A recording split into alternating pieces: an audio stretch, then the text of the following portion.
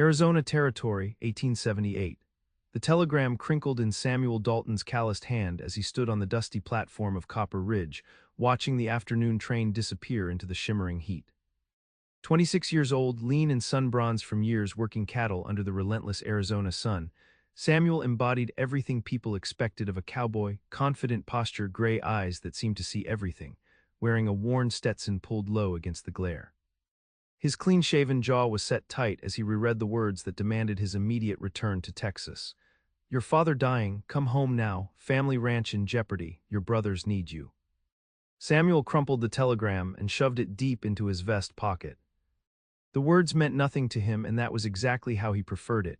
He had built his life on one fundamental truth: attachment was weakness. Love, family, loyalty, these were luxuries that got men killed on the frontier. He had learned that lesson 7 years ago when raiders burned his childhood home and slaughtered his mother while his father and brothers were away driving cattle to market. Samuel had been 19, paralyzed by grief and rage. He left Texas the day after they buried her, swearing he would never again care enough about anyone or anything to feel that kind of pain. Since then, he had moved from ranch to ranch across the territories, never staying more than a season, never forming friendships, certainly never entertaining thoughts of courtship. He wanted nothing but the next paycheck, the next trail, the next town where nobody knew his name. The frontier was no place for love, only survival. That belief had kept him breathing, kept him moving, kept him numb. "Mr. Dalton," a reedy voice interrupted his thoughts. The station master approached, his wire-rimmed spectacles sliding down his sweaty nose. "There is another message for you, sir." "Came through this morning." Samuel took the second telegram with reluctance. This one was from his current employer, Henry Whitmore, owner of the sprawling Three Rivers Ranch where Samuel had been foreman for the past 6 months, his longest employment yet. Indians attacked the Brennan homestead east of the ranch. Family escaped, but their daughter was separated during the flight, found her wandering near Coyote Creek. She is at the ranch house, says she has no other family. Mrs. Whitmore requests you return immediately to help determine her situation. Samuel felt the familiar tightening in his chest, that instinctive recoil from being needed. He should quit, pack his bedroll and disappear onto the next train, let someone else handle the girl and the family drama and all the messy entanglements that came with responsibility. That was what he always did. But something stopped him. Maybe it was the memory of his own mother lying in the dirt, or maybe it was simply that he had already collected this month's wages and his cowboy honor, however tarnished, would not let him abandon a job half-finished. He told himself it was only honor, only duty, nothing more. "Tell them I am on my way," he said, and headed for the livery to reclaim his horse. The ride back to Three Rivers took 3 hours through country baked hard as pottery. When Samuel finally crested the ridge overlooking the ranch, the sun was painting the mountains purple and gold. The main house stood white and solid against the darkening sky, surrounded by outbuildings and corrals where horses moved like shadows. Samuel had never thought of it as home, he never thought of anywhere as home, but he had to admit the Whitmores ran a decent operation. Martha Whitmore met him at the door before he could even dismount. She was a stout woman in her 50s with kind eyes and steel in her backbone, the sort of frontier woman who could birth a calf and bake an apple pie in the same morning. "Samuel, thank God, come inside. The poor girl is frightened half to death, and Henry is about as useful as a screen door on a submarine when it comes to comforting anyone." "Maybe you should handle it then," Samuel suggested, removing his hat as he stepped into the cool interior. "I am not exactly known for my gentle touch. She needs to know what her options are, and you are the foreman. Besides, she specifically asked to speak with whoever was in charge of the ranch workers. I think she is hoping for employment." That stopped Samuel cold. Employment, how old is she? 22, she says, old enough to work, young enough to be terrified. Her parents were settlers, came out from Missouri just last spring. They are heading back east, want nothing more to do with the territories after what happened, but the girl, Meredith, she wants to stay. Samuel followed Martha through the house to the kitchen, where a young woman sat at the large wooden table, her hands wrapped around a cup of coffee she did not appear to be drinking. When she looked up at his entrance, Samuel found himself unprepared for the jolt of recognition that struck him, not recognition of her face, which he had never seen before, but recognition of something in her eyes. Terror, determination. The stubborn refusal to be broken by violence. Meredith Brennan was beautiful in the way of frontier flowers that bloomed against all odds in harsh soil. Her blonde hair was pulled back in a simple braid, though several strands had escaped to frame her face. She wore a plain cotton dress in faded blue, torn at the shoulder and dusty from her ordeal. Her green eyes were red-rimmed from crying but fierce nonetheless, and her chin was lifted in defiance of whatever judgment she expected. "Miss Brennan," Samuel said, his voice coming out rougher than intended. "I am Samuel Dalton, foreman here. Mrs. Whitmore says you wanted to speak with me." "Mr. Dalton," she stood, and he noticed she was tall for a woman, probably 5'7". "I understand I am imposing on the Whitmore's hospitality, and I do not intend to take advantage. I want to work. I can cook, clean, sew, tend gardens. I have helped with livestock. My father taught me to shoot. I will earn my keep." "Your family is leaving?" Samuel asked, though he already knew the answer. Her jaw tightened. "They leave tomorrow morning. I am not going with them." "Why not?" "Because running away never solved anything." The words came out sharp, almost angry. "My parents barely scratched out 6 months here before giving up. They will go back to Missouri and spend the rest of their lives afraid of their own shadows. I will not live like that. I refuse to let fear dictate my choices." Samuel felt something uncomfortable shift inside him. He recognized her words because they were the opposite of his own philosophy, and yet they struck him as deeply true. Who was really brave? The person who stayed and fought, or the person who ran and kept running? "The frontier is dangerous," he said, testing her resolve. "What happened to your family could happen again. Probably will, in one form or another." "I know," her eyes held his without flinching.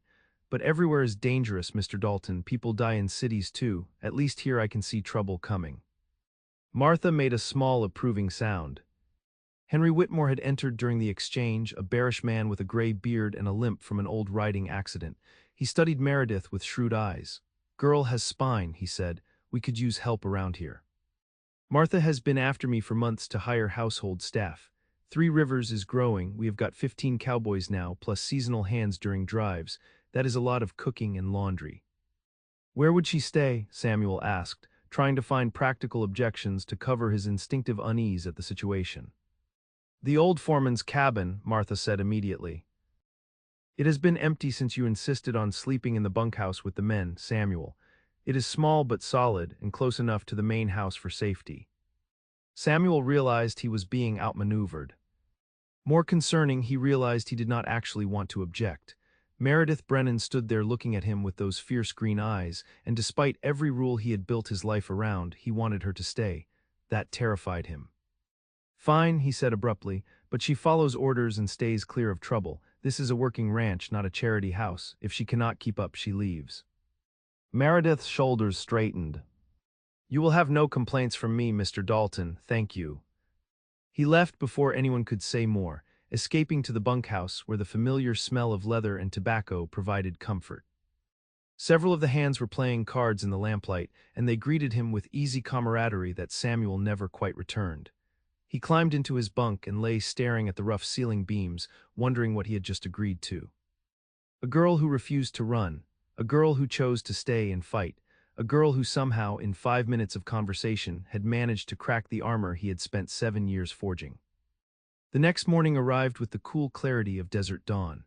Samuel was already at the corrals checking on a lame horse when he saw the Brennan family's wagon departing, heading toward Copper Ridge and the train that would carry them back to safety and civilization. He watched until it disappeared, then turned to find Meredith standing near the barn, also watching. Her face was composed but pale, and her hands were clenched at her sides. "Second thoughts?" Samuel asked, approaching with a water bucket for the horse. "No," she turned to face him. "Only sadness. They are still my parents even if I think they are making the wrong choice." "They might think the same about you." "They do." A small, sad smile crossed her face. "My father told me I was throwing my life away. Maybe he is right, but it is my life to throw." Samuel found himself studying her in the strengthening light, noting details he had missed the night before, the sprinkling of freckles across her nose, the calluses on her hands that proved she was no stranger to work, the proud set of her shoulders despite the sadness in her eyes. "Mrs. Whitmore will have work for you up at the house," he said, deliberately keeping his tone businesslike. "I expect you have chores to learn and settling in to do. Best get started." "What about you, Mr. Dalton? What will you be doing?" "What I always do, managing the ranch, overseeing the hands, staying out of everyone's way." Something flickered in her expression, amusement maybe or understanding. That sounds lonely. The observation was too accurate, too pointed. Samuel felt his defenses slam into place. The frontier is no place for sentiment, Miss Brennan. You would do well to remember that. He walked away before she could respond, but he felt her gaze following him across the yard. The following weeks fell into an uneasy rhythm. Meredith proved herself capable and hardworking, rising before dawn to help Martha with breakfast for the ranch hands, managing the household tasks with quiet efficiency, and somehow making the old foreman's cabin into something resembling a home, with curtains sewn from flour sacks and wildflowers in a tin cup on the windowsill. Samuel avoided her whenever possible, which became increasingly difficult as the ranch's operations brought them into contact. She had questions about provisions, about the schedules of the hands, about which cowboys could be trusted with messages and which were likely to forget. She asked intelligent questions and listened carefully to his answers, and Samuel found himself lingering in conversations longer than necessary, caught by the way she frowned slightly when concentrating or how she tucked that loose strand of blonde hair behind her ear when she was thinking. It was dangerous, she was dangerous. One evening in late September, Samuel was working late in the barn repairing tack when Meredith appeared in the doorway carrying a covered plate. Martha thought you might appreciate dinner since you missed it at the house, she said. I was not hungry. A lie. His stomach had been growling for an hour. Well, you can be not hungry while eating this. She set the plate on a nearby barrel with a firmness that suggested she would not take no for an answer. Martha made beef stew and cornbread. It is good. Samuel set down the bridle he had been oiling and regarded her warily. Why do you care if I eat or not? Because you work hard and you should not go hungry. She said it matter-of-factly, without flirtation or manipulation. Also, Martha worries about you, and if I can save her one worry, I will. She has been kind to me. And what about you? The question escaped before Samuel could stop it. Do you worry about me? Meredith met his gaze directly. Yes. Why? Because you are alone even when you're surrounded by people, she said quietly. I recognize it because I felt the same way before the attack. My parents never understood why I loved it here when they hated it. They thought I was strange for wanting to stay. You make yourself alone on purpose, Mr. Dalton, but I do not think you actually want to be. Samuel stood abruptly, anger flaring. You do not know anything about me. I know you work harder than any two men. I know you are fair to the hands and they respect you. I know you helped Henry repair the roof on the Mendoza family's cabin last week even though it was your day off, and you did not tell anyone because you did not want credit. She took a step closer, fearless. I know you are running from something, and I know that running never actually works because whatever you are fleeing just comes with you. That is enough. Samuel's voice came out harsh, almost cruel. I do not need some girl who has been here 5 minutes telling me how to live my life. You want to know why I am alone? Because everyone I ever cared about gets hurt or killed. Because attachment is a liability on the frontier. Because I learned the hard way that the only person you can count on is yourself. He expected her to flinch, to retreat, to leave him to his chosen isolation. Instead, Meredith's expression softened into something like compassion. What happened to your mother? She asked gently. The question hit like a physical blow. How did you? You talk in your sleep. I heard you one night when I was walking past the bunkhouse on my way back from the outhouse. You were having a nightmare, she paused. You called for her. Samuel felt exposed, raw. That is none of your concern. You are right, it is not. She moved toward the door, then stopped and looked back. But Samuel, may I call you Samuel? Being alone does not actually protect you from pain, it just makes you lonely too. She left, and Samuel stood in the lamplight surrounded by the smell of leather and horses, feeling like the ground had shifted beneath his feet. October brought cooler weather and the start of the fall roundup. Samuel threw himself into the work with savage intensity, driving himself and the hands harder than necessary. Anything to avoid thinking about Meredith, about her words, about the way she had started appearing in his thoughts at inconvenient moments. But the ranch was not large enough to maintain his avoidance. 3 rivers sprawled across 15,000 acres of high desert and grassland, but somehow Samuel kept finding himself working near wherever Meredith happened to be, helping Martha hang laundry, tending the kitchen garden, riding out to deliver lunch to the hands working the southern pastures. It was during one of those lunch deliveries that everything changed. Samuel had been moving cattle with 3 other cowboys when they heard the wagon approaching. Meredith drove it herself, a skill she had apparently acquired quickly, handling the two-horse team with competent ease. The men welcomed the break, gathering around for the sandwiches and coffee she had brought. "How many head are you bringing in today?" Meredith asked Samuel as she poured coffee into tin cups. "Probably 300. We will hold them in the eastern corral until—" The gunshot cracked across the prairie like a whip. Samuel's instincts took over. He threw Meredith to the ground behind the wagon as more shots followed, and his hand went to the revolver on his hip. The other cowboys were already returning fire, and through the dust Samuel saw 4 riders approaching fast from a rocky outcrop 200 yards away. "Rustlers," shouted Tommy, one of the younger hands. "They must have been waiting for us to bunch up the cattle." "Stay down," Samuel ordered Meredith, then joined his men in defensive positions around the wagon. The fight was brief and chaotic. The rustlers quickly realized they were outgunned and wheeled their horses away, but not before one of them fired a final desperate shot. Samuel heard the bullet punch through the wagon's wooden side inches from where Meredith was crouched. When the dust settled and the rustlers were fleeing toward the hills, Samuel found himself kneeling beside Meredith, his hands on her shoulders, checking her for injuries with frantic urgency. "Are you hurt? Did they hit you?" "I am fine," her voice was steady despite the fear in her eyes. "You covered me, I am fine." Samuel became aware that his hands were still gripping her shoulders, that his heart was hammering not just from the fight but from the terror of seeing her in danger. He released her abruptly and stood, putting distance between them. "Tommy, ride back and tell Mr. Whitmore what happened. Tell him to send men to patrol the borders. Jack, you and Wesley finish the gather and get these cattle secured. I am taking Miss Brennan back to the house." Samuel Meredith started. Now, he was already hitching his horse to the wagon. "You are not safe out here." The ride back was tense and silent. Samuel kept scanning the horizon for threats, his jaw clenched tight. Meredith sat beside him, and he was acutely aware of every breath she took, every small movement. When they reached the ranch house, he finally spoke. "You are not to leave the immediate area around the buildings unless someone is with you. Understood?" "I am not a child, Samuel." "I do not care." He turned to face her, and the words came out rough with emotion he could not suppress. "You could have been killed. That bullet missed you by inches. If something had happened to you," he stopped, unable to finish. "If something had happened to me, what?" Meredith asked softly. Samuel looked at her, really looked at her, and felt 7 years of armor cracking like river ice in spring. This woman with her fierce green eyes and her stubborn courage, this woman who had called him lonely and understood his nightmares, this woman who brought him dinner and asked about his day and somehow made him want to be less alone. "I could not bear it," he admitted, the words dragged up from somewhere deep and wounded. "I know I have no right to care, but I do. God help me, I do." For a long moment, Meredith just looked at him.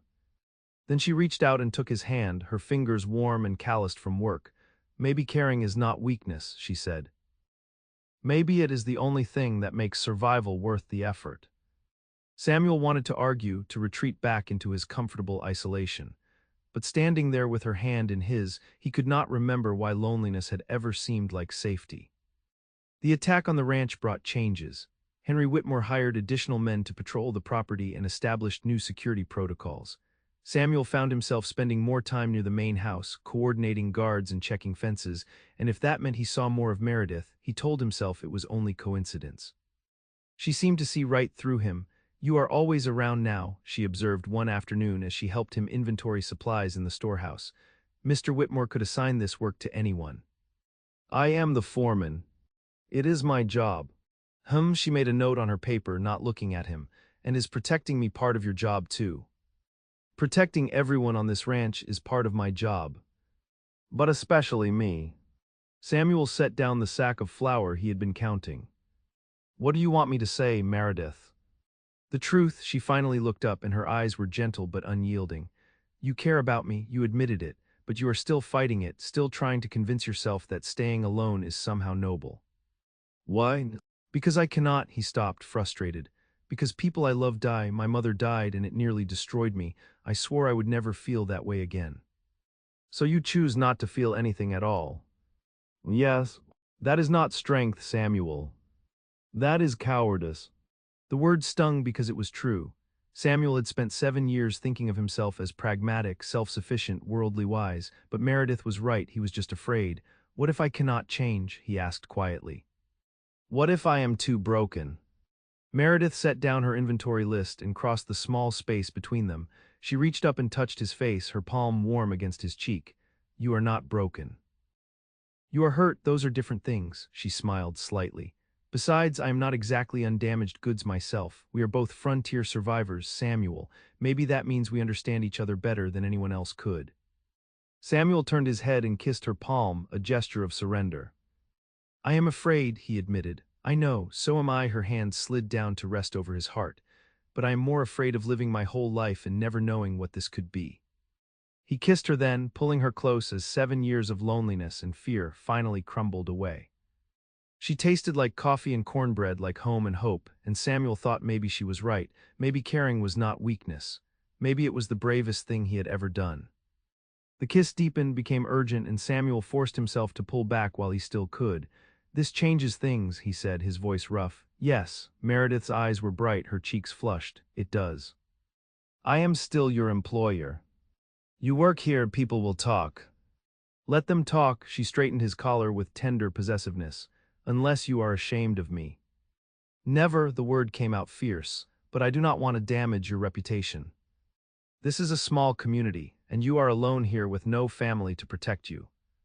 Then make me not alone, she said it simply as if the solution were obvious.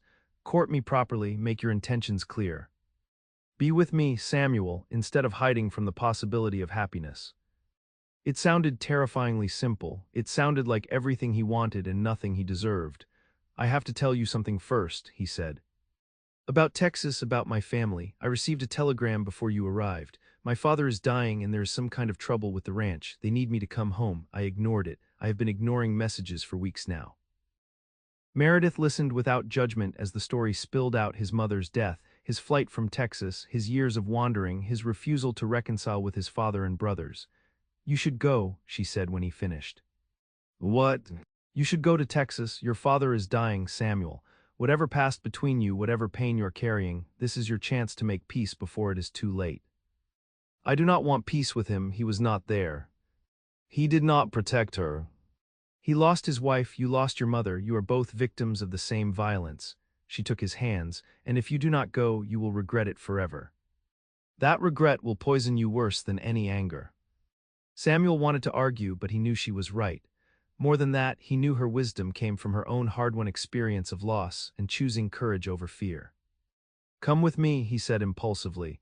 If I go to Texas, come with me. I do not want to be separated from you. Samuel, we have only just. I know it is fast, and I know I have no right to ask. But I finally found something worth holding on to, and I will be damned if I leave you here where rustlers might attack again or some other cowboy might realize what a treasure you are. Meredith laughed, the sound bright with joy. Are you asking me to travel with you unchaperoned? That would ruin my reputation for certain. Then marry me first. The words were out before Samuel fully realized he was saying them, but they felt absolutely right.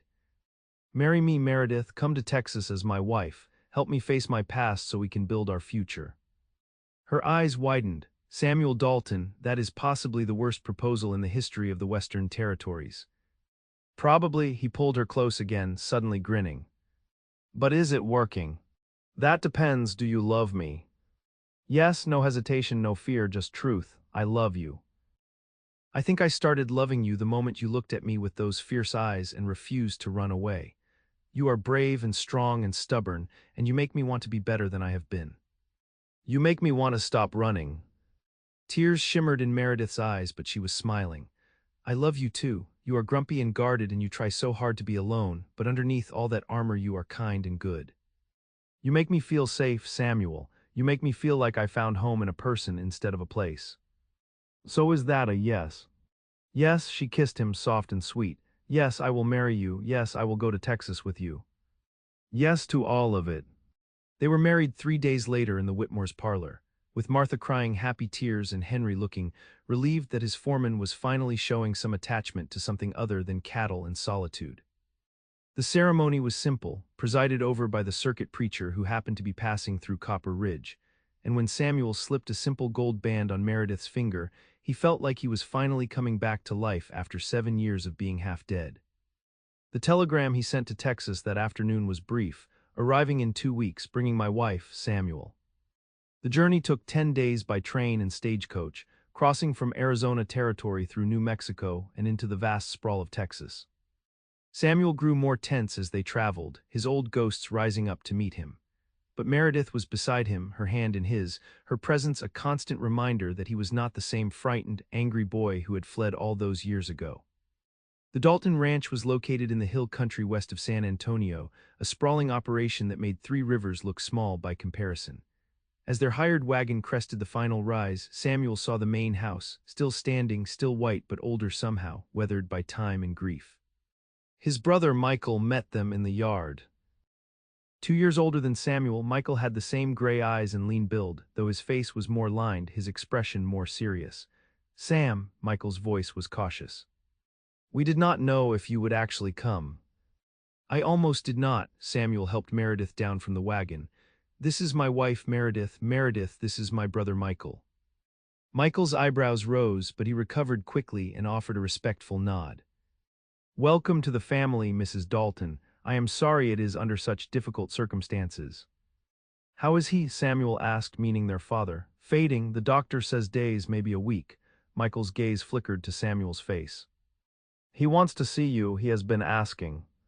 Samuel felt Meredith squeeze his hand, lending him strength. All right. The house smelled like sickness and old memories. Samuel climbed the stairs to his father's bedroom with the dread of a man walking to his execution. Meredith stayed close, her presence grounding him. Robert Dalton lay in the big four-poster bed that had belonged to Samuel's grandparents. At 63 he looked ancient, his face yellowed and drawn, his breathing labored. But his eyes, the same gray eyes Samuel saw in his own reflection, sharpened when Samuel entered. "Sam," the old man's voice was a whisper, "you came." "I came." Samuel stayed near the door, keeping distance between them. "Who is this?" "My wife, Meredith." Something like joy crossed the dying man's face. "You married, that is good, that is real good, son." "Do not call me that." The words came out harder than Samuel intended. "You lost that right." "Sam," Michael started, but their father raised a trembling hand. "He is right, I failed him, failed all of you." Robert's eyes closed briefly. "I should have been there, should have protected her. I live with that every day. You left her alone." 7 years of rage poured out. "You took every man on the ranch for that damn cattle drive and left her with nothing. The raiders came and she died because you were not there to defend her." "I know." Tears slid down the old man's hollow cheeks. "I know, Sam, but you left too. You left us all and we needed you. Your brothers needed you." "I needed you." "You needed me?" Samuel's laugh was bitter. "You never needed anyone. You were always too busy building this empire, adding more land, more cattle, more everything except what actually mattered."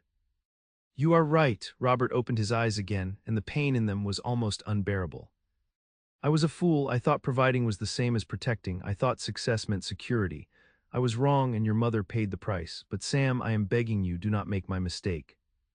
Do not put pride or anger or anything else ahead of the people you love. That girl there," he gestured weakly toward Meredith, "she looks at you like you hung the moon. Do not lose her because you are too stubborn to forgive." Samuel felt Meredith's hand tighten on his arm. When he looked at her, she was crying, and he realized he was too. "I do not know how to forgive this," he said, his voice breaking. "Then do not forgive me," his father whispered, "but forgive yourself, Sam. You have been punishing yourself for 7 years for surviving. You have been running because you feel guilty that you are alive and she is not. But your mother would not want this. She would want you to live, to love, to build a family. She would want you to be happy." The truth of it crashed over Samuel like a wave. He had been running not just from his father's failure but from his own guilt. Guilty for being 19 and not knowing how to stop armed men. Guilty for surviving when she had not. Guilty for every moment of happiness he might claim afterward. He felt Meredith's arms go around him, and he leaned into her, letting her strength hold him up as he finally let himself grieve.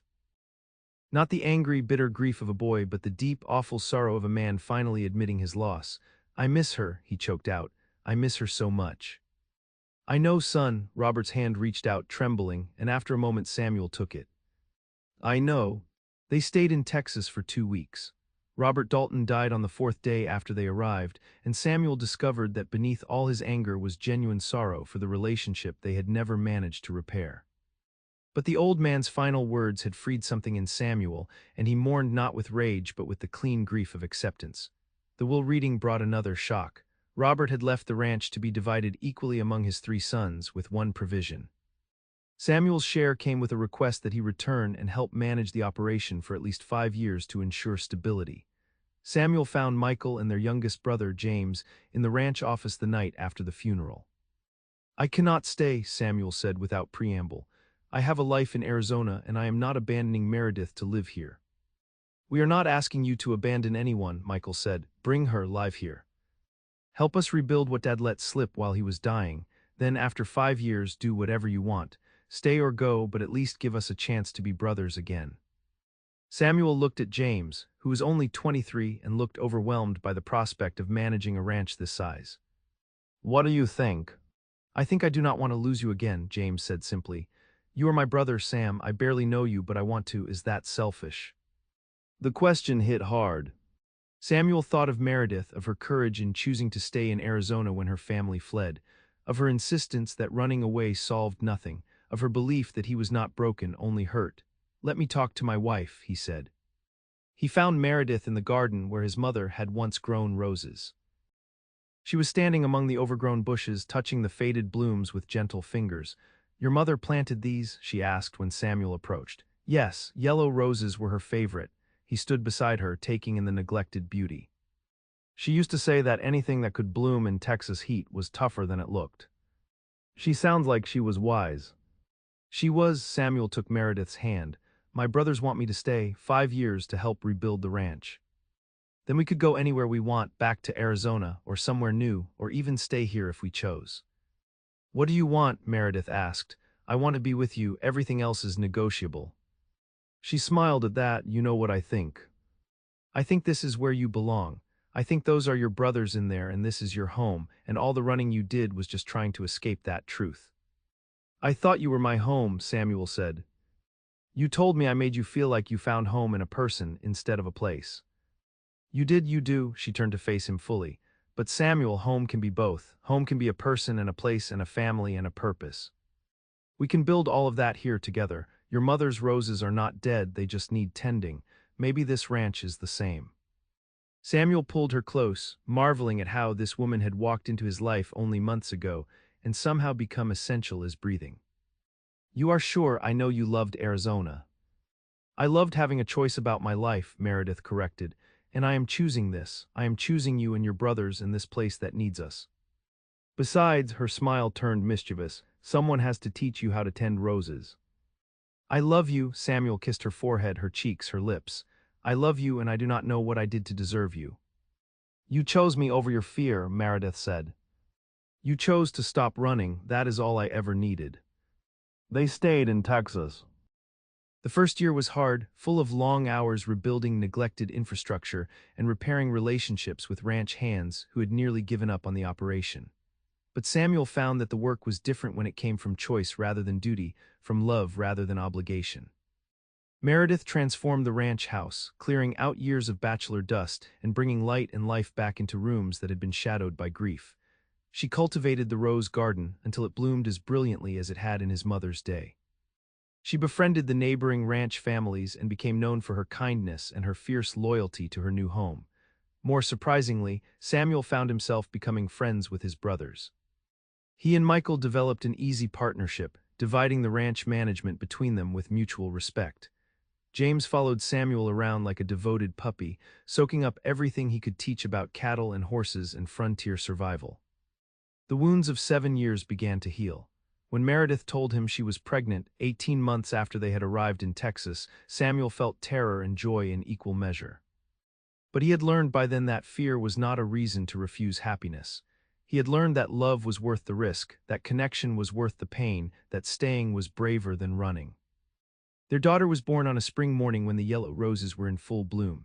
They named her Rose Catherine, Rose for the flowers, Catherine for Samuel's mother.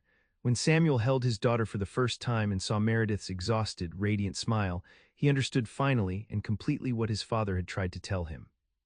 This was what mattered, not the land, not the cattle, not the money or the legacy. Just this, the people you loved, the family you chose to build, the courage to stay even when staying was hard.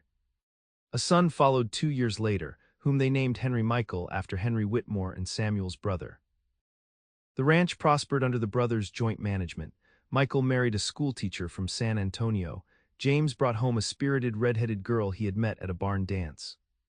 The Dalton Ranch became known not just for its cattle, but for the family that ran it with integrity and love. On their fifth anniversary, Samuel and Meredith stood in the Rose Garden at sunset. Rose Catherine chased fireflies while baby Henry slept in Meredith's arms. The ranch spread out around them, golden and peaceful in the fading light. 5 years are up, Meredith said softly. Your obligation is fulfilled. Where do you want to go? Samuel looked at his wife, at his children, at the house where his mother had lived and died, and where new life now thrived. He thought of the telegram that had called him home, the duty he had resented, the choice he had almost not made. I am already where I want to be, he said. Meredith leaned against him, and they watched as James and his wife emerged from the barn, laughing about something. Michael appeared on the porch with his pregnant wife, calling that dinner was ready. Rose Catherine ran to Samuel, demanding to be picked up so she could see the sunset better. Samuel lifted his daughter into his arms and felt the completeness of the moment.